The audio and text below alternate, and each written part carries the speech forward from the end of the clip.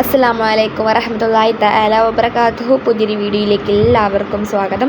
ഇന്നത്തെ വീഡിയോയിൽ നമ്മൾ പറയാൻ വേണ്ടിയിട്ട് ഉദ്ദേശിക്കുന്നത് എന്താണെന്ന് വെച്ചാൽ യാസീൻ സൂറത്തിൻ്റെ 3 മഹത്വങ്ങളെക്കുറിച്ചാണ്. അതായത് യാസീൻ സൂറത്ത് ഓതിക്കഴിഞ്ഞാലുള്ള 3 പ്രതിഫലങ്ങളെക്കുറിച്ചാണ്. അതേമാതിരി നമ്മൾ ഒരു പ്രാവശ്യം നമ്മൾ യാസീൻ സൂറത്ത് നമ്മളെല്ലാവരും എന്നും ഓതുന്ന സൂറത്താണ്. മഗ്‌രിബിന് ഇശാ മഗ്‌രിബിനിടയിൽ ഓതാറുണ്ട്, ചില ആളുകൾ സുബ്ഹിക്ക് ഓതാറുണ്ട്.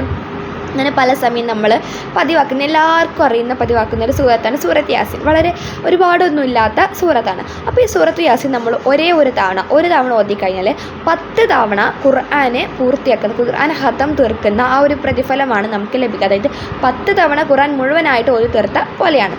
ഇനി രണ്ടാമത് നമ്മൾ ഈ സൂറത്ത് യാസീൻ ഉണ്ടല്ലോ, പ്രഭാത സമയത്ത് രാവിലെ പുലർച്ചെ ഓതിക്കഴിഞ്ഞാൽ, യാസീൻ സൂറത്ത് പുലർച്ചെ ഓതിക്കഴിഞ്ഞാൽ നമ്മുടെ ആഗ്രഹങ്ങൾ എന്താണ്, ഉദ്ദേശങ്ങൾ എന്താണ്, അതൊക്കെ മൂന്നാമത്തെ കാര്യം എന്ന് പറയുന്നത് നമ്മുടെ എല്ലാ ഉദ്ദേശങ്ങളും ഒരാൾ അള്ളാഹു ആഗ്രഹിച്ചുകൊണ്ട് യാസീൻ സൂറത്ത് പാരായണം ചെയ്യുകയാണെന്നുണ്ടെങ്കിൽ അവരുടെ മുൻകഴിഞ്ഞ പാപങ്ങളെല്ലാം അള്ളാഹു തആല പുറത്ത് കൊടുക്കുന്നതാണ്. നോക്കി നിങ്ങൾ ഈ ഒരു യാസീൻ സൂറത്തിൻ്റെ മഹത്വങ്ങൾ, ഇനിയും ഒരുപാട് മഹത്വങ്ങളുള്ള ഒരു അത്ഭുത സൂറത്താണ് ഈ യാസീൻ സൂറത്ത് എന്ന് പറയുന്നത്.